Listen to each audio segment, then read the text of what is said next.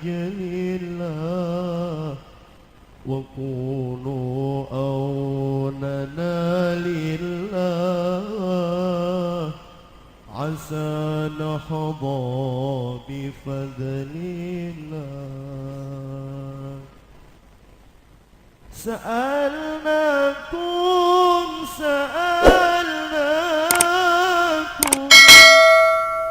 ولي زلفى رجوناكم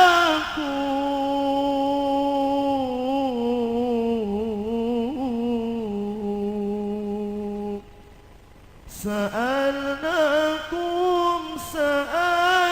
عليكم ورحمة الله وبركاته.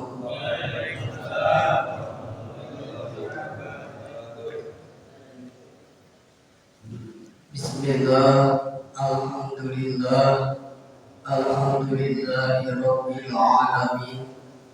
Wassalatu wassalamu ala Rasulillah sallallahu alaihi wasallam. Pertama, yang utama, mari sama-sama kita haturkan puji syukur kita kehadirat Allah Subhanahu wa taala. Alhamdulillah, pada kesempatan malam ini kita masih diberikan nikmat iman Islam, nikmat sehat walafiat, nikmat sempat waktu sehingga kita bisa istiqomah untuk melaksanakan rutinitas ta'lim mingguan, yaitu pada sholat maghrib malam Ahad. Mudah-mudahan keistiqomahan kita ini dicatat oleh Allah Subhanahu wa taala sebagai amal soleh untuk kita ambil, kita temui nanti di yaumil qiyamah. Amin ya Allah ya rabbal alamin. Shalawat beserta salam tidak lupa kita sampaikan kepada penghulu alam baginda Nabi Muhammad sallallahu alaihi wasallam, kepada keluarganya, sahabat, tabi'in, tabi'ut tabi'in, kita semua. Mudah-mudahan kita tergolong kepada umatnya sehingga kita nanti mendapatkan syafatul ujma di yaumil qiyamah. Amin ya Allah ya rabbal alamin.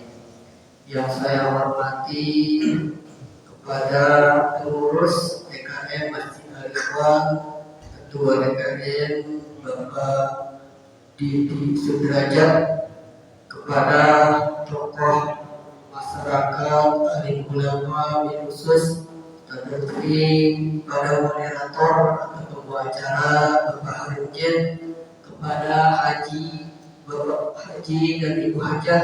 Mudah-mudahan jamaah semua kita dimuliakan oleh Allah Subhanahu wa taala. Amin ya Allah ya rabbal alamin. Kumpulnya kita di majlis ini adalah untuk menunaikan, menggugurkan kewajiban kita selaku muslim, yaitu menuntut ilmu Allah Subhanahu wa taala.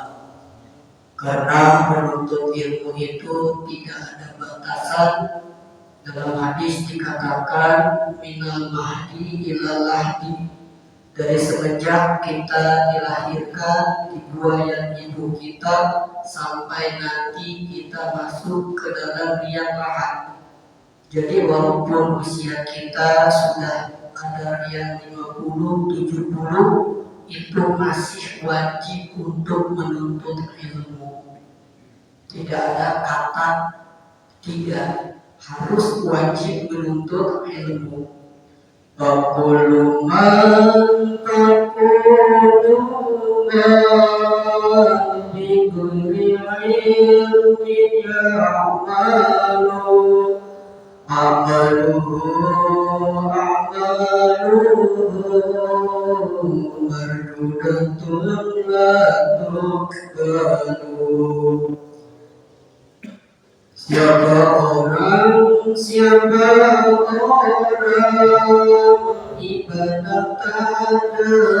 dengan ilmu, Itu pasti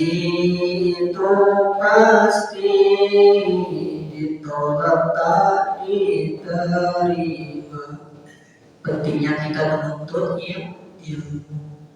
Apabila ada kekurangan di dalam ibadah kita, maka Allah akan maklumi karena kita dalam tahap belajar ilmu. Tapi kalau kita ibadah terus tapi tidak mau hadir di majelis taklim, dikhawatirkan ibadah kita kekurangannya ditolak, tidak terima oleh Allah Subhanahu wa Ta'ala. Di dalam kaidah usul fikih mengatakan mana yakinul wujuba illa bihi fahuwa wajibun. Sesuatu perkara yang mewajibkan kepada perkara tersebut, maka perkara itu menjadi wajib. Sholat hukumnya wajib. Belajar ilmu tentang sholat berarti jadi wajib. Jadi suatu perkara tidak akan sempurna oleh perkara yang lain, berarti perkara yang lain itu menjadi wajib. Contoh sholat hukumnya wajib, berarti belajar ilmu tentang sholat itu menjadi wajib. Belajar ilmu fikih yang mengatur tentang sholat, tentang ibadah. Hadirin bapak-bapak, ibu-ibu, jemaah Masjid Al-Ikhwan yang sama-sama dimuliakan Allah Subhanahu wa Ta'ala. Ini di hadapan saya ada dua kitab. Yang pertama kitab fikih, yang kedua kitab tauhid. Nah, kita enaknya lagi apa? Dua-duanya. Waktunya nggak cukup. Fikih apa tauhid? Ilmu fikih itu ilmu yang mempelajari tentang praktek ibadah kita sehari-hari, seperti sholat, puasa, haji, ya, bermuamalah, berjual beli, itu dibahas dalam ilmu fikih. Ilmu tauhid adalah ilmu tentang ketuhanan, tentang keesaan Allah Subhanahu wa Ta'ala. Itu dipelajari di ilmu tauhid. Kalau yang tadi Fakuluman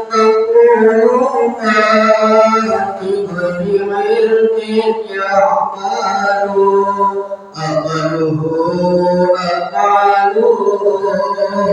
Marhudatun la tukbalu. Boleh dikatakan dalil fikih. Awalu wajibin ala insani ma'rifatu ilahil istiqani. Yang pertama wajib bagi manusia mengenal Tuhan Allah dengan yang nyata. Dalil tentang tauhid.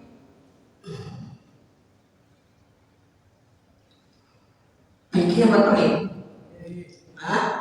Fikih. Kalau ketuhanan dalam ya, fikih aja sehari kita ya. Sehari-hari kita belajar tentang masalah ibadah sehari-hari kita, seperti sholat, ya, yang kita belajar untuk ibadah kita sehari-hari. Bismillahirrahmanirrahim. Arkanus sholati sab'ata asyara. Bermula segala rukun sholat itu 17 perkara, 17 bagian. Al-awwalu, yang pertama, an-niyatu, itu niat. Jadi yang pertama rukun sholat itu adalah niat. Niat tepatnya di dalam hati. Adapun usolli itu adalah penghantar daripada niat. Kalaupun tidak pakai usolli, tidak jadi masalah. Ulama Syafi'iyah mengatakan usolli itu hukumnya sunnah, karena itu untuk menghantarkan, memantapkan niat. Jadi rukun salat yang pertama adalah niat, tempatnya niat di dalam hati. Di mana waktunya niat? Ketika di dalam salat. Ulama Syafi'iyah berpendapat niat di dalam salat itu ibaratkan dengan takbiratul ihram. Mulut mengucapkan Allahu Akbar, hati kita niat. Harus berbarengan. Hati kita niat, mulut mengucapkan Allahu Akbar. Adapun ulama yang lain berpendapat sebelum takbiratul ihram, tapi dalam waktu yang tidak lama. Jangan kucuk-kucuk datang dari rumah langsung Allahu Akbar. Pas kita tanya, kok kayaknya tadi nggak pakai niat, niatnya udah di rumah, kejauhan di rumah. Ya, ulama yang lain berpendapat boleh sebelum takbiratul ihram, tapi tidak dalam jangka waktu yang lama. Artinya, niat saya sholat baru nanti jerokan ada tidak makmum kenapa baru Allahu Akbar. Itu boleh menurut ulama mazhab yang lain. Kalau menurut Syafi'iyah harus dibarengkan dengan takbiratul ihram. Belajar tuh perpaduan antara rukun qauli, rukun yang diucapkan yaitu takbiratul ihram, dengan rukun qalbi, rukun hati. Harus pas antara Allahu Akbar dengan niat. Menurut ulama Syafi'iyah, kalau kita sudah bisa mengkoneksikan mulut mengucapkan Allahu Akbar, hati niat, itu sudah merupakan khusyuk. Minimal di situ aja kita khusyuk. Koneksi mulut mengucapkan Allahu Akbar, hati niat. Minimal di situ khusyuk itu. Jadi yang pertama rukun sholat adalah niat. Asalnya takbiratul ihram. Yang kedua adalah takbiratul ihram. Takbiratul ihram itu adalah rukun qauli. Artinya rukun yang harus diucapkan. Bagi si imam dia harus keras supaya terdengar oleh makmum. Bagi kita yang bermakmum tetap harus mengucapkan, terdengar oleh diri sendiri. Jangan sampai tetap diucapkan, terdengar oleh diri sendiri. Kalau tidak diucapkan tidak bisa, karena ini adalah rukun qauli, rukun yang harus diucapkan. Kita koreksi, makanya kita pentingnya belajar itu. Ya, tetap diucapkan. Kalau tidak jadi makmum diucapkan, tapi pelan, cukup terdengar oleh diri sendiri. Jangan sampai tidak mengucapkan. Ngangkat tangan aja. Ngangkat tangan itu hukumnya sunnah. Yang rukun itu adalah takbiratul ihramnya, mengucapkan Allahu Akbar-nya. Adapun mengangkat tangan itu hukumnya sunnah. Ada saudara kita yang tidak angkat tangan, Allahu Akbar, karena tidak angkat tangan juga. Mungkin kalau yang udah umroh, udah haji, enggak angkat tangan, Allahu Akbar, tapi tetap gitu kan? Karena itu hukumnya sunnah. Yang rukun itu adalah mengucapkan takbirnya, Allahu Akbar.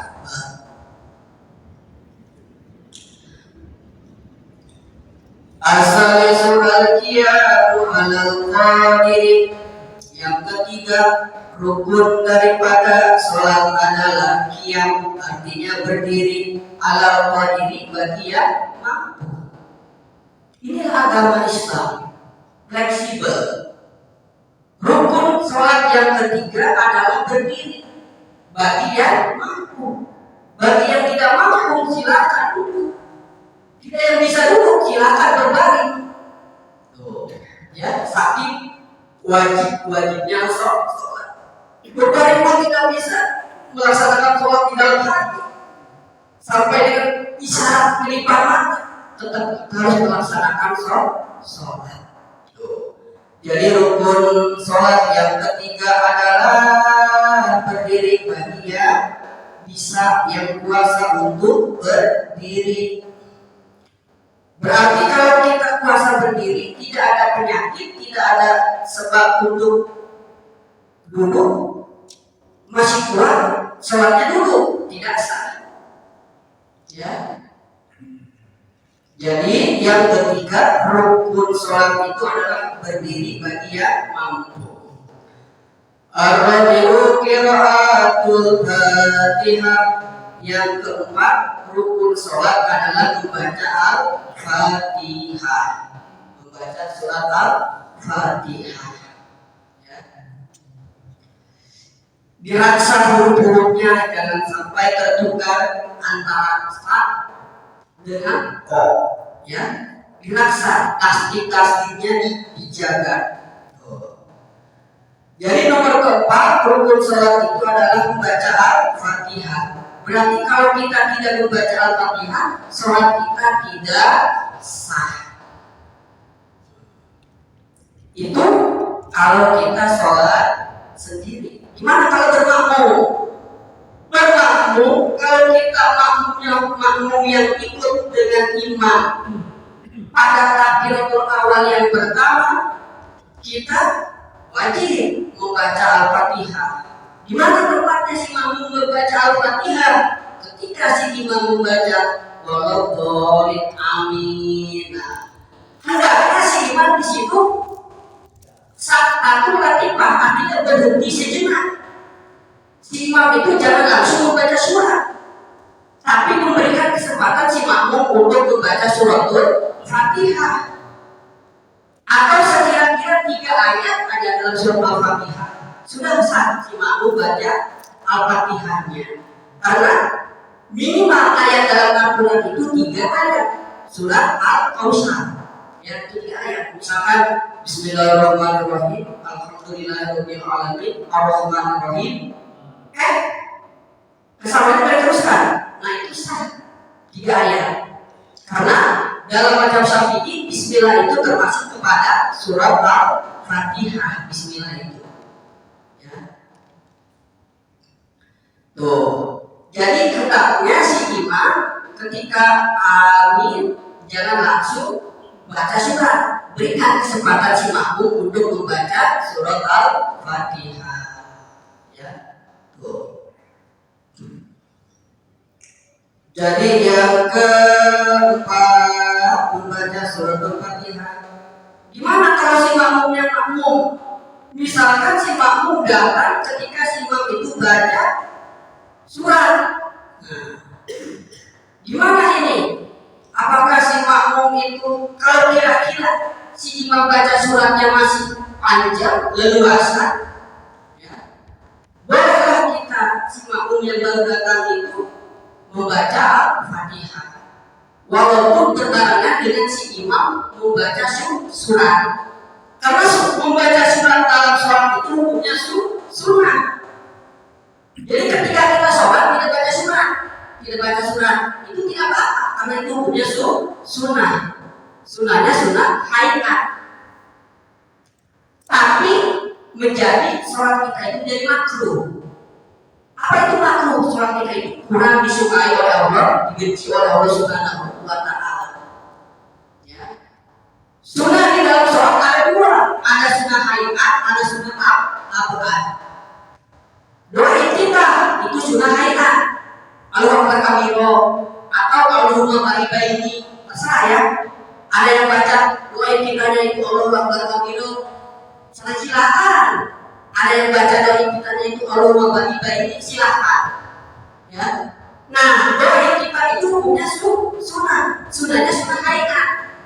Jadi kalau boleh ditinggalkan tidak apa-apa. Tapi kalau sengaja ditinggalkan, hukumnya jadi makruh sholat kita. Berarti dibenci, tidak disukai oleh Allah Subhanahu wa Ta'ala. Kecuali ada sebab tertentu, misalkan kita Kalau baca seperti tadi tuh, kita datang si imam sedang baca surah. Nah, kita takbir. Wah, ini kalau baca doa kita dulu yang dahulu nih. Lebih utama kita baca Al-Fatihah. Ya, itu. Nggak usah itu yang dibaca. Tapi kalau kita ikut dari awal, itu kita harus baca doa kita. Tuh. Ya. Jadi yang keempat, rukun salat itu adalah qiraatul Fatihah, membaca surat Al-Fatihah. Al-khamisu ar-ruku, nomor kelimanya rukun salat itu adalah ruku. Nah, ruku ini adalah rukun salat, berarti tidak boleh ditinggalkan. Ruku, ya, itu adalah merupakan rukun sholat. Rukun fi'li, artinya rukun perbuatan, rukun yang dilakukan, itu namanya rukun fi'li. Ruku adalah rukun sholat. Asadi suatu maninah bi, yang ketujuh adalah tumaninah. Tumaninah itu ya berhenti sejenak. Misalkan ketika kita baca surat, selesai sholat surat, jangan langsung ruku, berhenti dulu sejenak, seukuran baca subhanallah, baru kita ruku. Terus setelah selesai baca ruku, jangan langsung berdiri, tumaninah ruku, seukuran baca subhanallah. Begitu artinya, baru berdiri. Terus setelah itu mau sujud, sama, setelah berdiri tegak, jangan langsung sujud, berhenti dulu, seukuran baca subhanallah, baru sujud. Itu tumaninah. Ada jeda di antara bacaan, yang ada jeda di antara gerakan-gerakan, ada jeda. Itu namanya tumaninah. As-sami'u al-i'tidal. Yang ketujuh rukun sholat adalah i'tidal. I'tidal itu apa? Bangun dari ruku. Itu namanya i'tidal. I'tidal itu bangun dari ruku. Biasanya membaca sami'allahu liman hamidah. Ada pembacaannya itu adalah sunnah. Kalau kita baca doa sami'allahu liman hamidah, Rabbana lakal hamdu, baca nih. Nah, itu adalah sunnah ayat. Ya, tuh. Jadi tidak apa-apa. As-saminu at-tumaninah tubi. Jadi yang ke-8 adalah tumaninah daripada i'tidal. Ya. Atasikul as-sujud, nomor rakaini yang ke-9 rukun sholat itu adalah sujud 2 kali, ya, sujud 2 kali. Sujud 2 kali itu adalah rukun daripada sholat. Al-asiru tumaninatu bihi, yang ke-10 adalah tumaninah di antara dua sujud. Al-hadi asaro jurus baina sajdataini, yang ke-11 rukun sholat itu adalah duduk di antara dua sujud. Asali asaro tumaninatu bihi, yang ke-12 rukun sholat itu adalah tumaninah di antara duduk 2 sujud. Asalisa asaro at-tasahhudul akhir, yang ke-13 rukun sholat itu adalah tahiyat akhir. Tahiyat akhir ini adalah rukun di dalam sholat. Ar-rabi'a asyara al-qu'udu bihi, yang ke-14 rukun sholat itu adalah duduk di tahiyat akhir. Itu rukun sholat. Al-khamisa asyara sholatu ala nabi sallallahu alaihi wasallam fihi, yang ke-15 rukun sholat itu membaca sholawat pada baginda Nabi Muhammad Shallallahu Alaihi Wasallam di dalam tahiyat akhir. Itu rukun. Kalau dalam tahiyat akhir kita tidak baca sholawat, berarti sholat kita tidak sah. Ya, tuh. Jadi rukun yang ke-15 itu membaca sholawat kepada baginda Nabi di tahiyat akhir. As-sadisa asyara as-salam. Yang ke-16 rukun sholat itu adalah membaca salam. Membaca salam itu yang ke kanan yang wajibnya. Assalamualaikum warahmatullahi wabarakatuh. Itu yang wajib tuh. Adapun ke kiri sunnah. Walaupun tidak jadi masalah.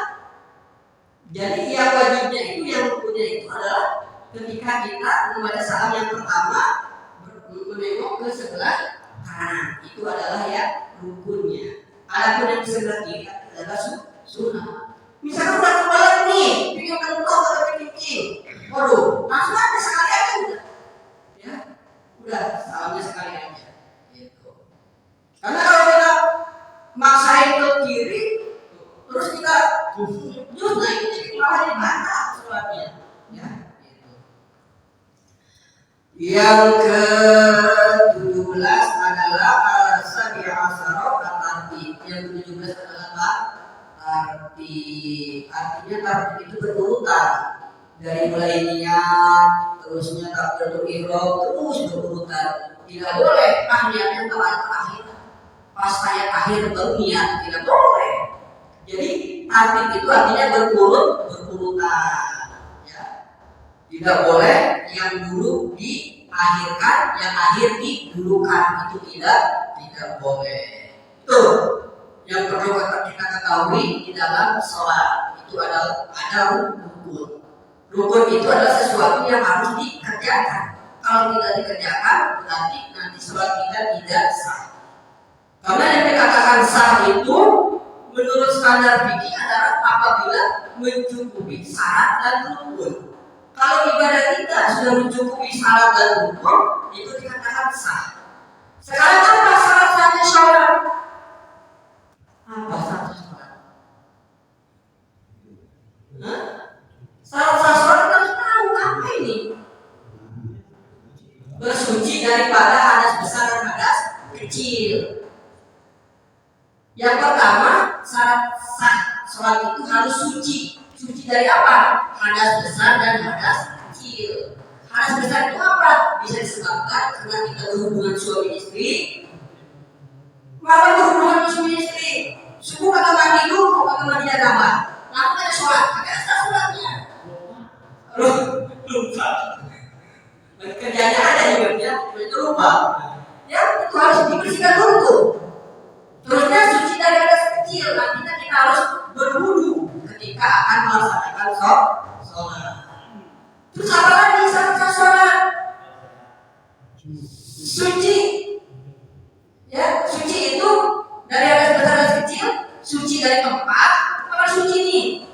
Jangan seperti tempat mana aja jangan. Harus suci tempatnya, harus suci baju yang kita pakai harus suci. Jangan baju ada najisnya kita pakai, tidak boleh. Ya, jadi suci dari hadas besar dan kecil, suci tempat dan suci pakaian kita dan tubuh kita. Terus apa lagi? Menghadap kiblat ketika dalam sholat normal. Kecuali sholat kita ada sholat itu ketika posisi dalam perang atau dalam pesawat, tidak mesti menghadap kiblat. Kemana aja sholat jalan, kita sholat. Ini mah syaratnya itu menghadap kiblat juga ketika kita sholat normal seperti di masjid. Udah jelas di masjid sini kita menghadap sono, agak sah. Kecuali dalam kendaraan, dalam pesawat, itu mah terserah mau menghadap manapun, ya. Atau dari hutan, kita tidak tahu di arah kiblat, kita kira-kira aja di mana kiblat, ya. Baru sah. Ya. Atau kita lagi berperang, tetap sholat, mau sambil lari kan. Nah, jadi menghadap kiblat itu syarat sah sholat apabila sholatnya itu dalam keadaan normal. Ya. Terus apa lagi? Berakal, sehat, artinya tidak gila. Kalau nggak mau sholat gila aja udah. Ya, jadi Jadi orang gila itu tidak tepat oleh hukum, tidak terkena hukum. Tuh. Jadi tidak usah sholat. Jadi kalau nggak mau sholat, jadi orang gila dulu.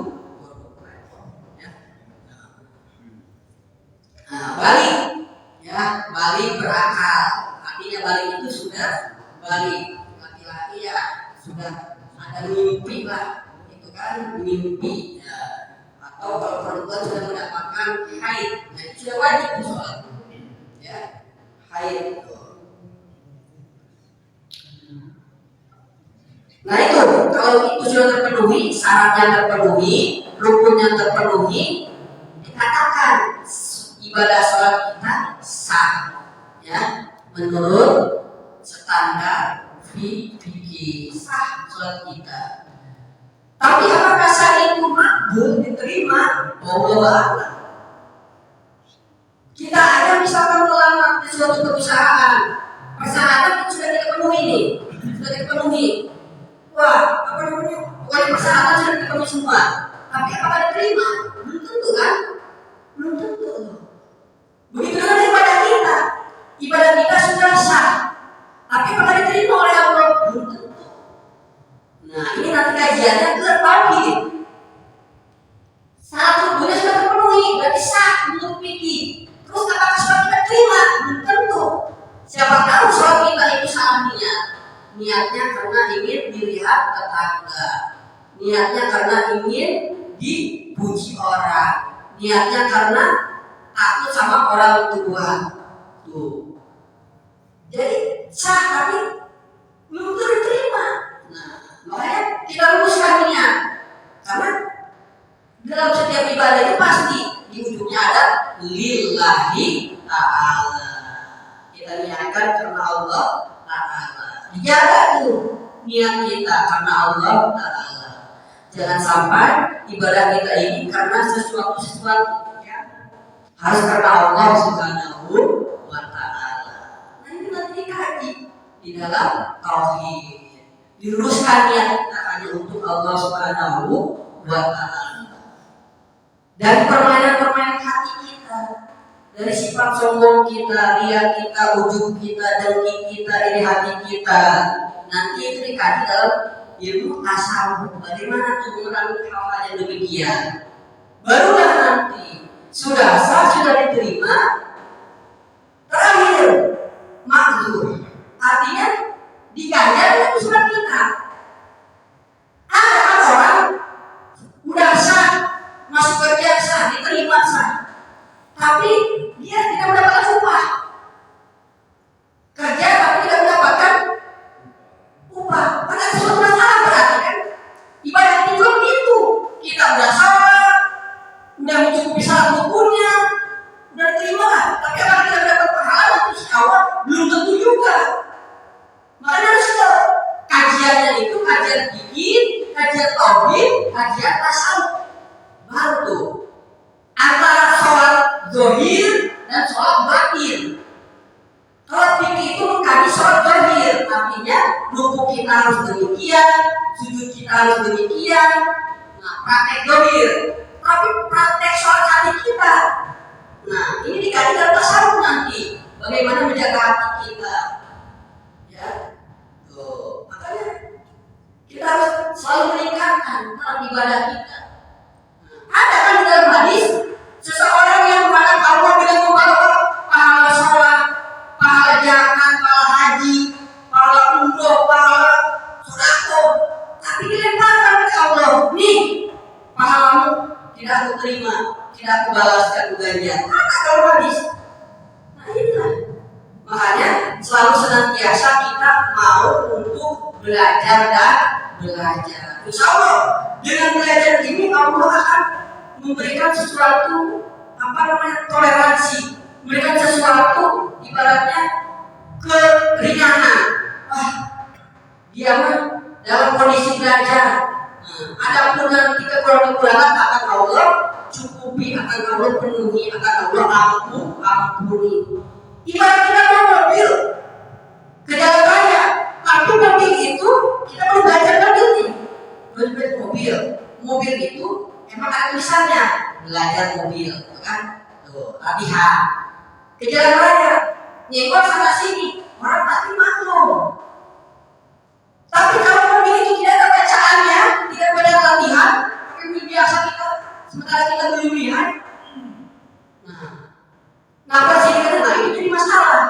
begitu juga dengan kita. Insya Allah yang mau ikut ngaji, ikut taklim, insya Allah akan dimaklumi oleh Allah Subhanahu wa Ta'ala. Makanya pentingnya adanya majlis taklim, majlis ilmu itu di situ, supaya kita ini di hadapan Allah Subhanahu wa Ta'ala selalu orang-orang yang sedang dalam rangka belajar, sehingga dalam rangka belajar akan Allah maklumi. Berarti kita sudah menghilangkan salah satu penyakit hati kita, yaitu sombong.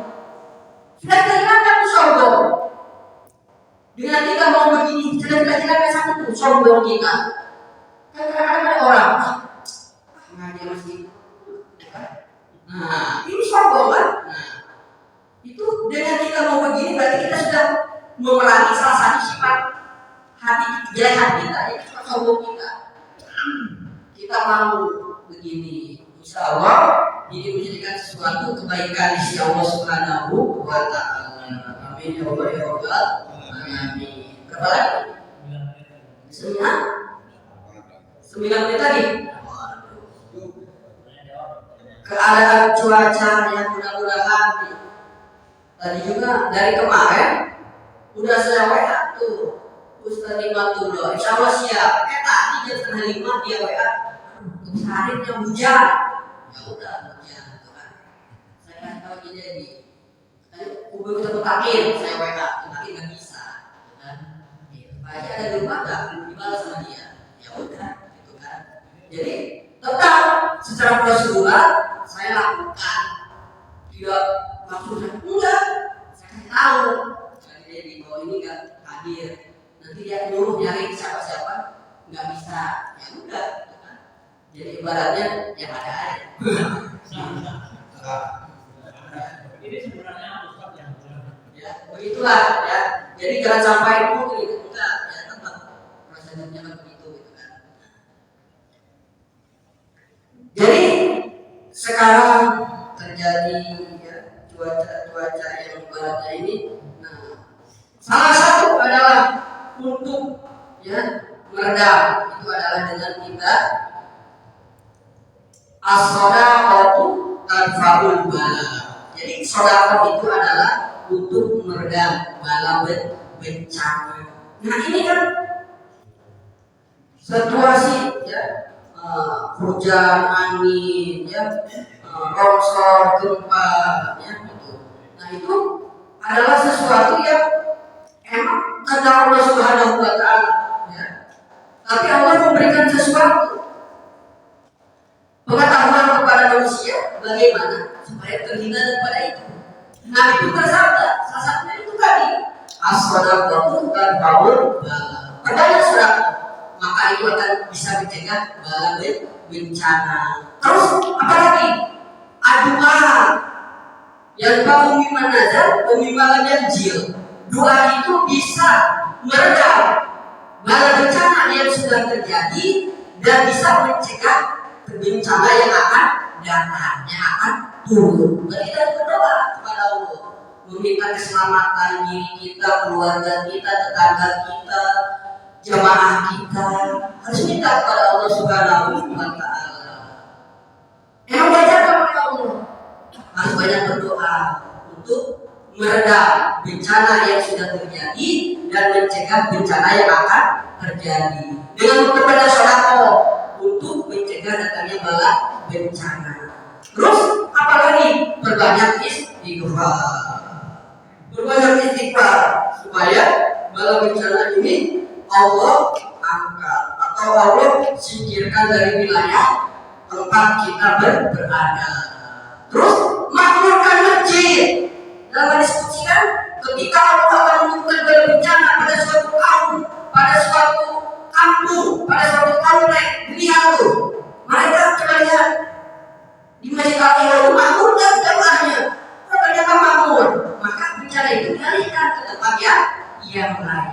Itu salah satu dari upaya-upaya untuk menghindarkan bala bencana. Tadi perbanyak doa, perbanyak sedekah, berbanyak istighfar, makmurkan masjid. Mudah-mudahan kita semua dihindarkan dari bala bencana ya Allah. Turunkan amin ya Allah ya Rabbal alamin. Demikian yang dapat disampaikan, kurang dan lebihnya mohon maaf apabila ada kata-kata yang tidak berkenan di hati bapak-bapak atau ibu, mohon dibukakan pintu maaf yang seluas-luasnya. Yang benar datangnya dari Allah, yang salah adalah kebodohan diri pribadi. Akhirnya saya ucapkan wassalamualaikum warahmatullahi wabarakatuh. Waalaikumsalam.